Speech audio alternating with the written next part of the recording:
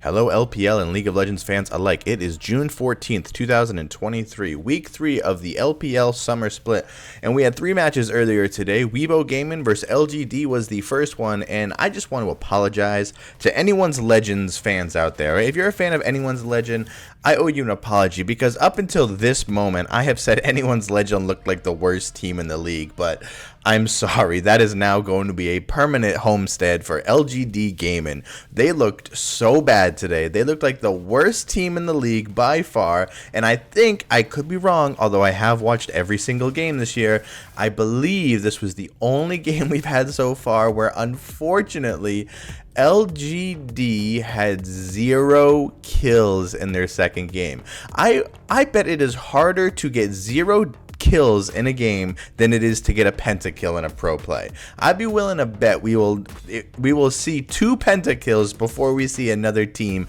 get 0 kills for an entire game. They're now 0-6. They look awful. They look terrible. We're almost halfway through the split and they've yet to win a series. They do run out games. They do try. They do look good. I spoke in my week 2 recap about LGD and I said they look like a team that is putting up a fight. They just don't have a game plan, and that's exactly what this is. They just look so terrible, and it was so good to see Weibo Gaming, who coming into this game was at 2-2, get a win, because I do think they are a much better team than their record shows, and clearly, even though it is the worst team, putting on a performance where no one on your team dies, I think is something that will start to turn some heads, and maybe they can get on the track going forward. Our next game was EDG going up against Invictus Gaming, now EDG again. They had a good start to their split. However, they've really kind of fumbled the bag through week 2, heading into week 3 here at a record of 1-3 coming into this, going up against Invictus Gaming, who were also 1-3.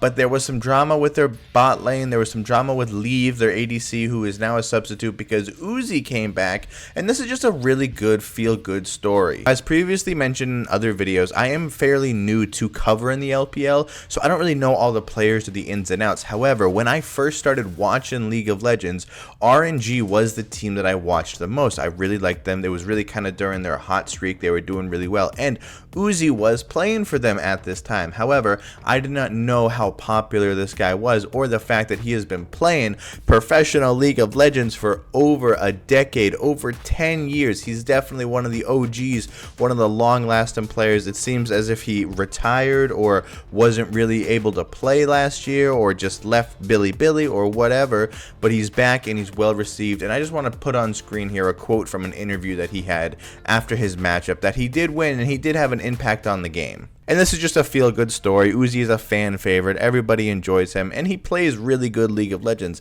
I expect to see him perform only better and better as the split continues to go on. I don't think they're going to necessarily win playoffs, make playoffs, go to Worlds, and hold a trophy, but it is definitely an improvement from what they previously had, especially with the situation that's happening alongside Leave and everything like that. But this is just another moment that proves to you and me and everyone else that video games and esports are not just toys or these little fun things to do. There is real passion, drive, and love for the thing that we all watch and talk about every single day. So it is always good to see that people share the same amount of passion as you in something like that. And our last matchup of the day was Top Esports versus Fun Plus Phoenix. Now, Fun Plus Phoenix is a team that we have talked about throughout the split as one of the disappointing teams, one of the teams that is underperforming, that is just not able to take that next step that you would expect lower tier teams to make from split to split, right? When a team is really, really bad, all you want to hope is that they get a little bit better at the next split. If you finish last, don't expect to make it first, but if you finish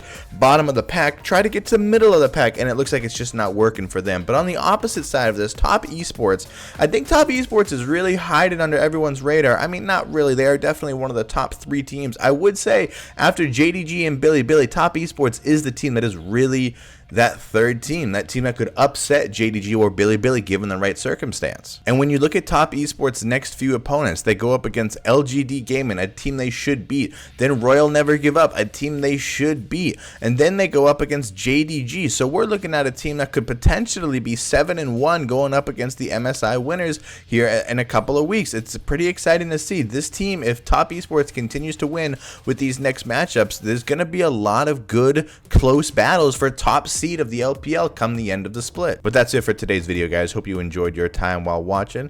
JDG and Billy both play tomorrow, not each other. They both play relatively easy wins for them, and then they are off Friday, Saturday, and Sunday.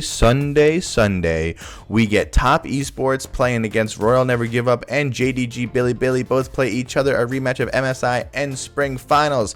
It's exciting to see. I can't wait for Sunday. I'll be watching every single game, and I'll see you all tomorrow.